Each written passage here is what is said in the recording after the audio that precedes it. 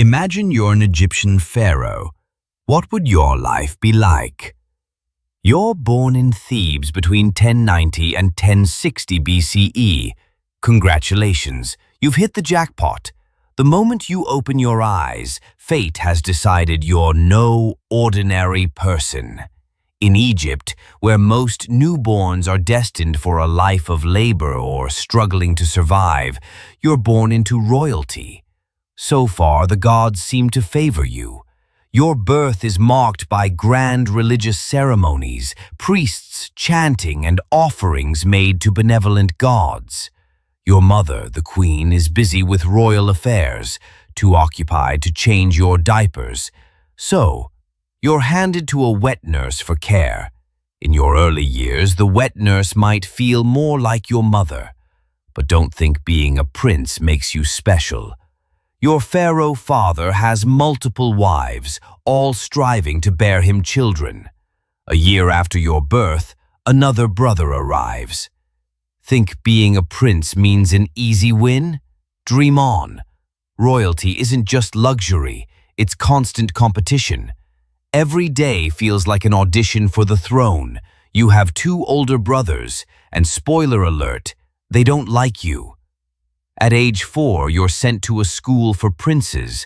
While other kids play with toys, you're drowning in math, language, history, and geometry, basically a modern high schooler's nightmare.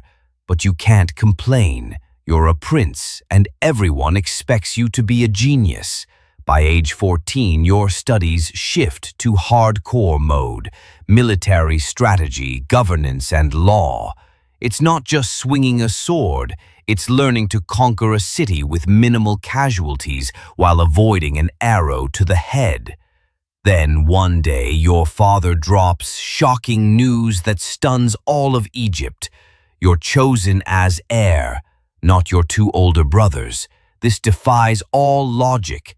By tradition, the eldest son, or at least the second, should inherit. Not you, the third in line nobody.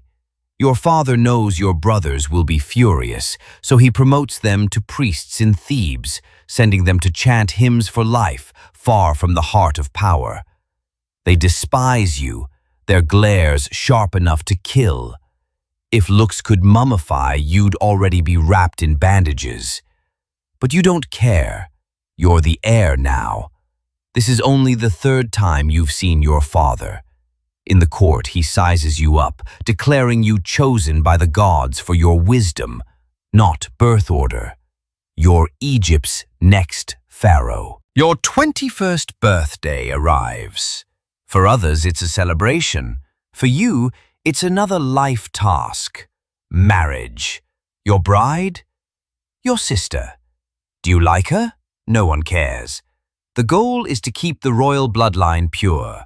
For consolation, you can take multiple consorts. The wedding is extravagantly lavish, with guests from all of Egypt, everyone pretending it's not an ethical disaster. Years later, your father dies, journeying to the afterlife. As the unifier of Upper and Lower Egypt, the living embodiment of the gods, his funeral is absurdly grand, lavish enough to bankrupt a small nation. While priests chant and mourners wail, you have more pressing matters. Once your father is buried, your coronation begins. Egypt's stability rests on your shoulders. The ceremony lasts days, with endless rituals, hymns, and offerings. Congratulations, you're the new pharaoh. Your first challenge? A financial crisis. Your wedding, your father's lavish funeral, and recent military campaigns have drained the treasury drier than the desert. Your father was a great ruler but a reckless spender. Now you must clean up his financial mess. Every move you make is watched by your father's old advisors, vultures waiting for you to fail. So you do what any shrewd pharaoh would, raise taxes on vassal states. Predictably, there's backlash, even whispers of rebellion. But you're not here to be merciful. A few defiant kings lose their heads, replaced by obedient puppets. The realm quiets instantly. Egypt is back under control. Being a pharaoh isn't just a Game of Thrones, it's endless work. Meetings, reports, and religious duties suffocate you. You visit temples weekly, the gods claiming a slot on your schedule. But being pharaoh has perks. You live in extreme luxury, never walking, carried everywhere. Servants fan you to keep cool. You feast on delicacies, drink fine wine, and wear jewels that make commoners jealous. But luxury comes at a cost. Wearing a 9-pound wig daily makes your head feel like it's exploding. Heavy gold chains weigh you down like you're training for a marathon. These are symbols of power.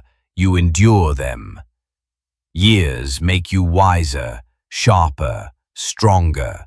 You learn to keep priests happy, lest they turn the gods against you. You even find ways to enjoy the throne's crushing weight, to avoid losing your sanity. But aging is an inescapable fate. Your strength fades. Mounting a horse feels like climbing a pyramid. Back pain becomes routine, and you rely on more drugs to keep going. Pharaohs don't retire. Like your father, you have a gaggle of children, potential heirs vying for your throne. You face the... One morning, you lead your royal guard to Thebes for the Opet festival, another procession to show Egypt's love for you. But suddenly, chaos erupts. Your guards turn against you. Amid screams and clashing swords, a palace coup unfolds before your eyes. Instinct drives you to grab a weapon. The moment you grip the sword, muscle memory takes over. Age has weakened your body, but not your instincts. Each strike is precise, lethal, honed by years of war and survival. But there are too many enemies. They cut down your remaining guards and servants one by one. Soon you're the only one standing, scanning their cold, calculating faces. You lock eyes with the leader and demand, "Who sent you?" He sneers. Your brothers and uncles send their regards. A sword plunges into your chest. Warm blood surges out. The world tilts and your body hits the ground. Your vision blurs, consciousness slipping away. Lying there, you realize your fatal mistake. Thinking your brothers had given up their grudge, you were dead wrong. Regret is useless now. You ruled Egypt well, never failing your people or ancestors. Your father would be proud. Egypt will mourn you, building monuments in your honor. As darkness consumes your consciousness, one thing is certain. Your father and ancestors await you in the afterlife.